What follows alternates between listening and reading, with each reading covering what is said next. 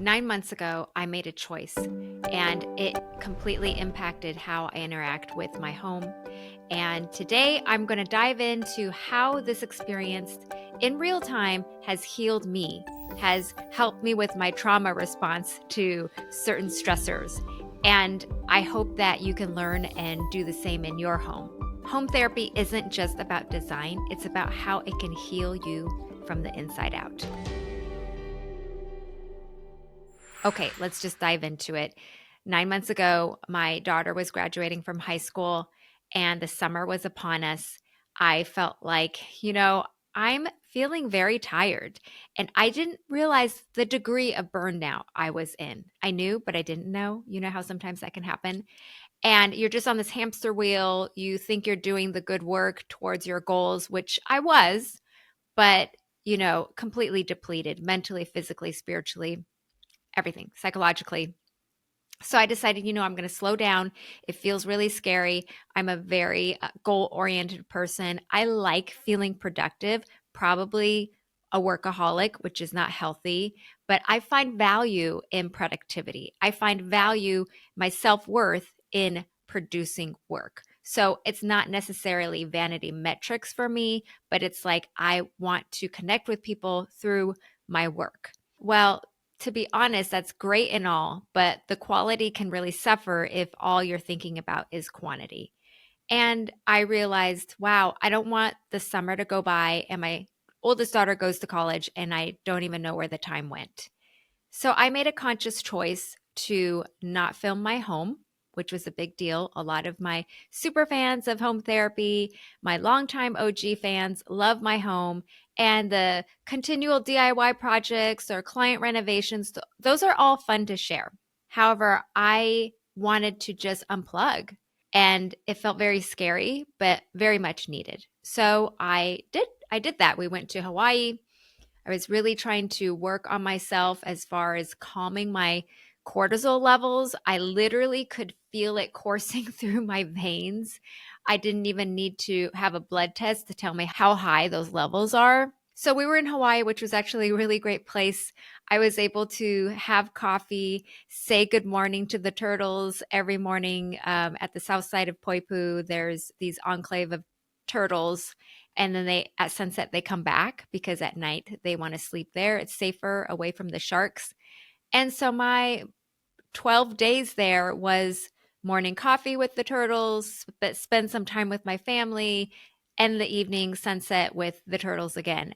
It was pretty amazing. But what was more amazing to me is that it barely brought down my cortisol levels. Like I didn't realize how high on negative adrenaline I was running to try to get everything done. I'm a working mom, have a business to run. I'm online, so you feel the constant pressure to produce quality content on there. And I'm writing my second book, which is truly exciting. I can't wait to share more with you guys about. There's all good stuff, but I'm one person. I'm one person. So July came and went. I actually attended a conference. It was great to see some networking community and people, but I really had no desire to get back onto the hamster wheel. August came, I started getting a little anxious, like, oh boy, the summer, it was great. It was amazing. I don't feel like it was enough, but I was recharged creatively to at least consider a new way of living and working. September was good. I was able to make some content that I was happy with and yet still feeling quite sluggish. So when Christmas came, I realized that this is the first holiday that maybe I could take off in 8 years instead of finding the Christmas hauls for social media and content in my blog. Instead of looking at the Target deals, walking into the grocery store to think about charcuterie boards that I could create. And I mean, that's stuff I love to do, but to always feel like I'm on was very exhausting. And that just came from self pressure. It came from nobody else.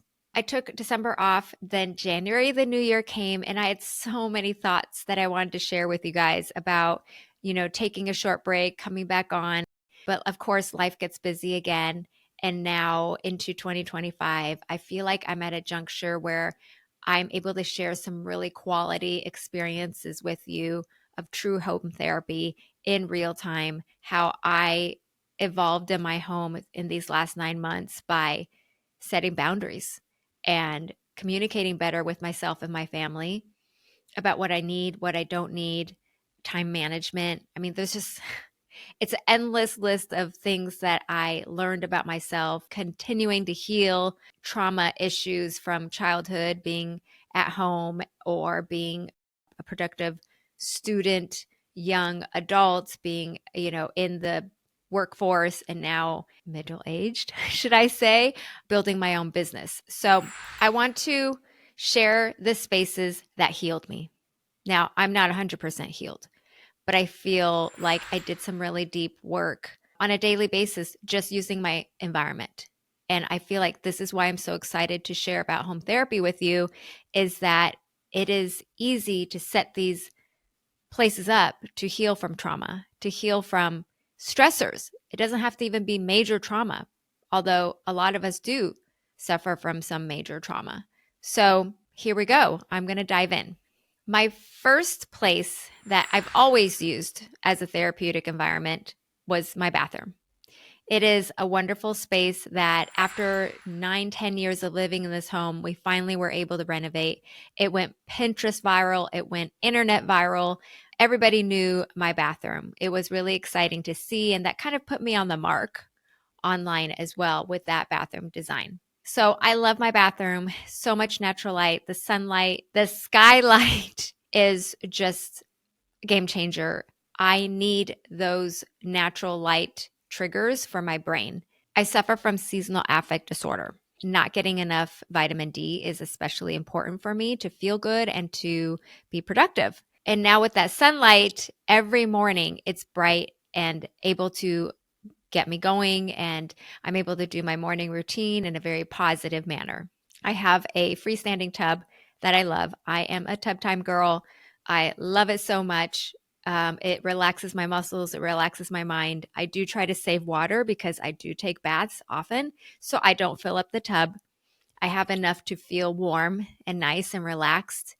And even just like a 15-minute pick me up, washing my hands, even hydrotherapy is such an integral part of our well-being. Our body is mainly made up of water, so it makes sense that we love water so much. So the bathroom was a great place for my go-to relaxer. Like, it doesn't even have to be at night. You can do it in the morning, in the afternoon. Like, whenever I really hit a point where I needed to relax, I just took a quick bath or used water somehow to relax me. Another area that I realized I really needed to revamp and make it intentional, which is another home therapy signature hallmark, which is you have to design with intention.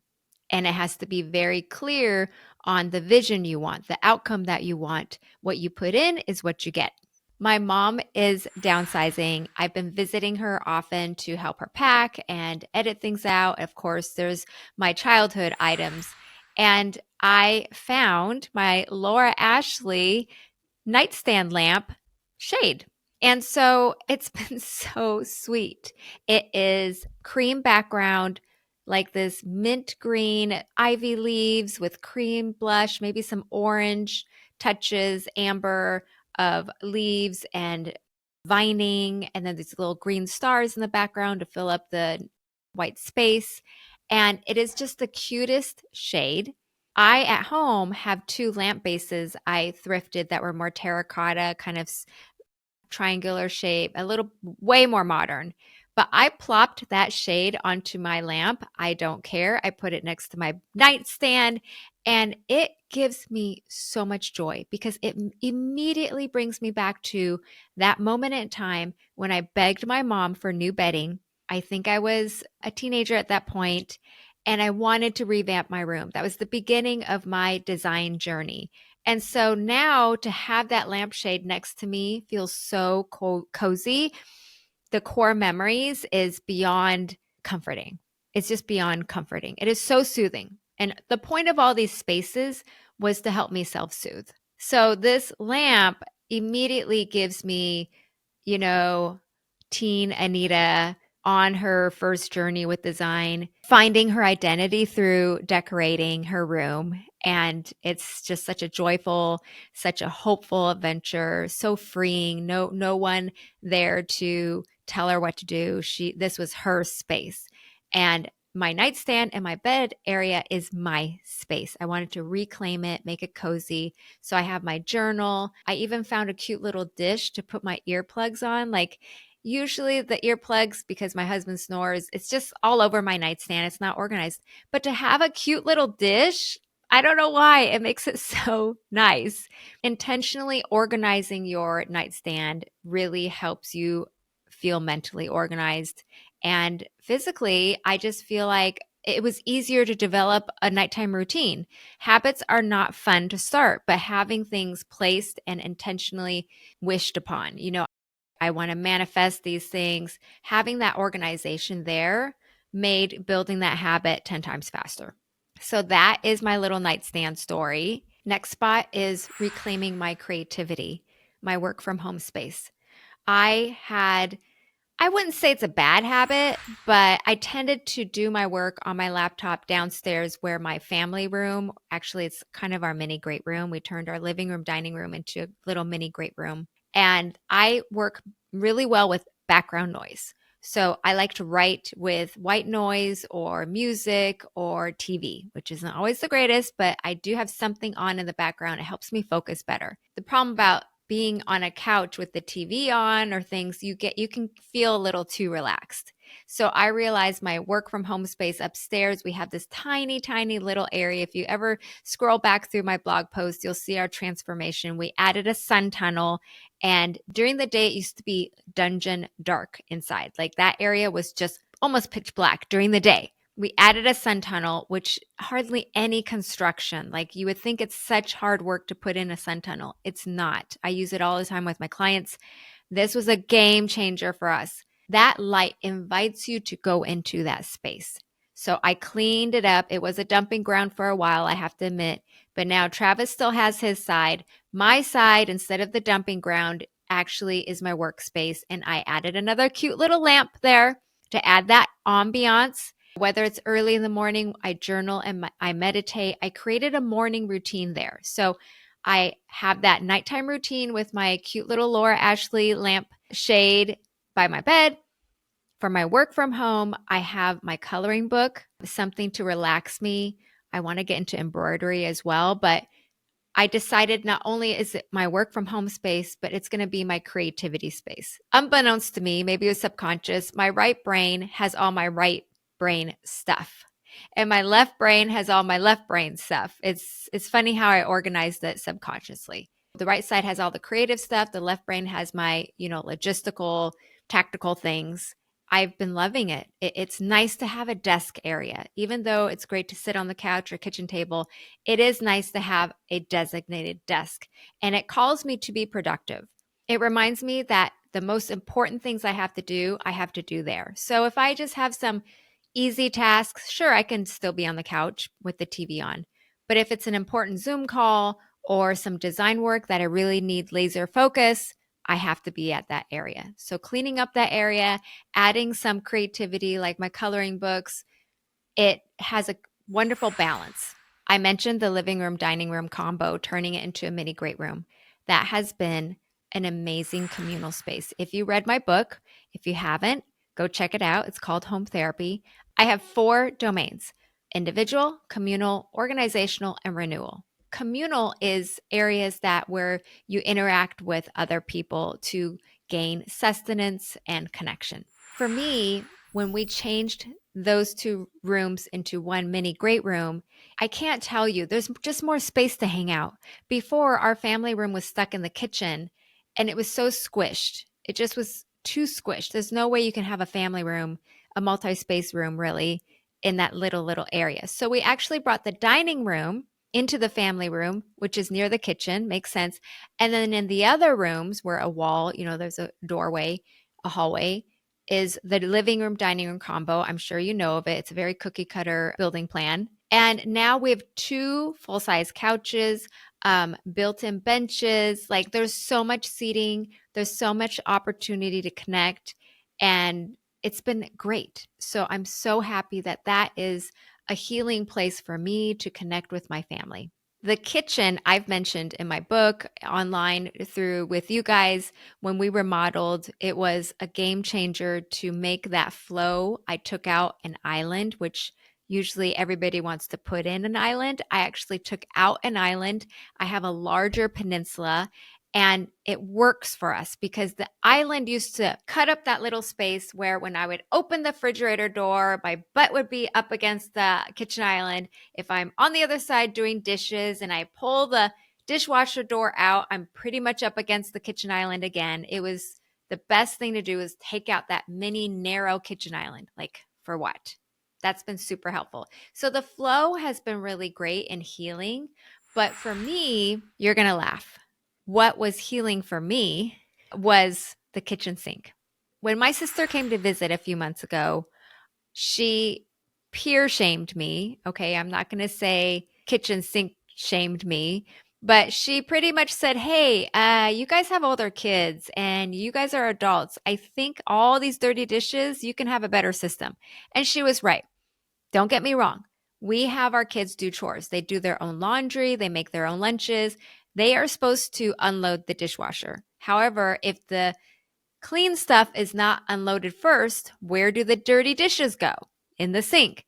After she made that comment, which sisters are great at doing, I put up a sign on the kitchen window and I said, either you put the dirty dishes directly into the dishwasher or you just wash it directly and put it away.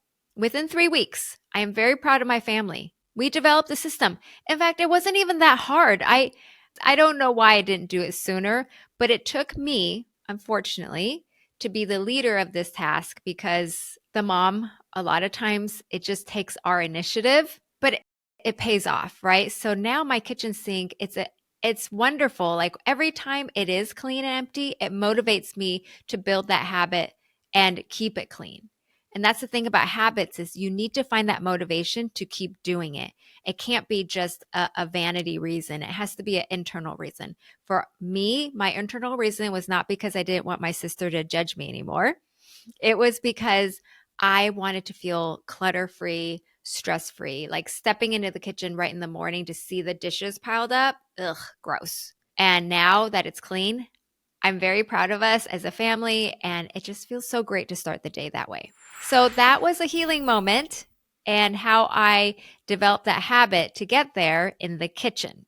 All right, I have the closet. My walk-in closet is not that big, but it became not just my clothes, and I'm quite proud of myself. I don't have a lot of clothes. After we moved into this house, I decided to really be more mindful of buying clothes. Of course, I go in waves, but I don't have like too much overconsumption of clothes. However, I do have everybody else's junk and mementos and tax boxes of old documents, things like that in my closet. And I decided I needed to take those things out because I was stressed every day getting ready for the morning. Even though I work from home, I really, really, really make an important intention to dress for success. I'm not in too much slouchy pants too much because I know that gets me into a very comfortable mindset, and I want to be intentional with my tasks for the day. So going into my closet is another ritual that I take very seriously. Like I want to see what colors I feel like today, what colors make me feel good, what dopamine hits do I get from my outfit, how it feels on me. Like all of those things are very important to me. It doesn't have to be expensive. It just has to reflect my mood and how I feel and how I want to get my things done for the day. So I was able to clean that out. I have the Alpha system, which is this is non-sponsored. I use it with every client when we do organize their pantry, hallway closets, bedroom closets, everything. So that was already setting me up for success. But now it was just taking excess stuff out. That was another game changer. In the future, I am actually wanting to add a sun tunnel in because I did that for another client who had OCD, ADHD. They loved it. They felt like they started the morning so great with that natural light streaming into their closet. Having that same intention of how do I want to dress today? How do I want to feel? I will keep you posted, but that's a closet makeover is my goal for the near future. And lastly is my garage. You've seen on my blog, if you go to my older posts about my garage makeover, we live in a house that put the laundry in the garage. Why they do this, I don't know. I'm sure it's to save space, but really, I have a very emotional tie to laundry. I like doing it. I don't like putting it away, but I really like doing it. And I have maybe some trauma about going to the college basement for doing laundry during those years. And it was dirty. The coin machines never worked. And going to my garage feels like that feeling again. I've made it pretty. I've added a wonderful utility sink. It has a Kohler, like brass fixture, white oak mantles, shelving. Everything is looking great. Wallpaper, even porcelain countertops to fold my clothes. But at the end of the day, it's still in my garage. So I decided it was time to clean the garage, and we edited out all the things that we no longer need. We gave to the right people, to the right organizations. If you also have read my book, you know about my holding box method and my ski slope method. I encourage you to go on my blog so you'll find what those things are. It's very helpful. So we implemented those methods. And now when I drive into the garage at the end of the day or in the middle of the day when I'm harried, it's nice to feel like I can sigh relief that it's not cluttered to the ceiling of stuff. And when I do my laundry now, there's a clear walkway. It's still very tight. My car is butt up against the machine doors, but at least it's clear. I have a space to walk, whereas sometimes I didn't because we had so much clutter. Another healing spot has been the garage and the laundry. It's been really fun and healing to share these spaces with you.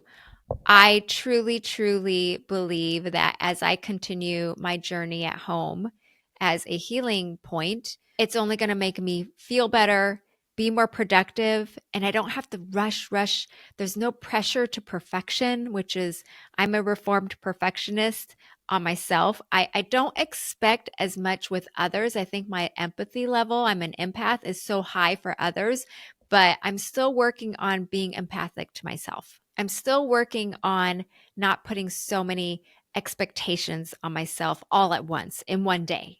My home has really served me. Yeah, like I think for the first time in a long time, I feel like myself again. I'm able to smile authentically. And isn't that our goal, is to be our authentic selves? That vulnerability is back. The burnout is decreasing. I just am excited to share this experience with you because I want you to feel good at home. I want you to feel confident and calm and happy. And this is definitely a way to help you get there. If you liked my journey and my experience, then I hope you can subscribe and follow and also comment. Like, tell me what you thought of my journey. Tell me if you have a similar journey or if there's pain points in certain spaces in your home that you actually want to flip the script and use it as home therapy. I love talking to you. So comment below and I'll see you in the next video.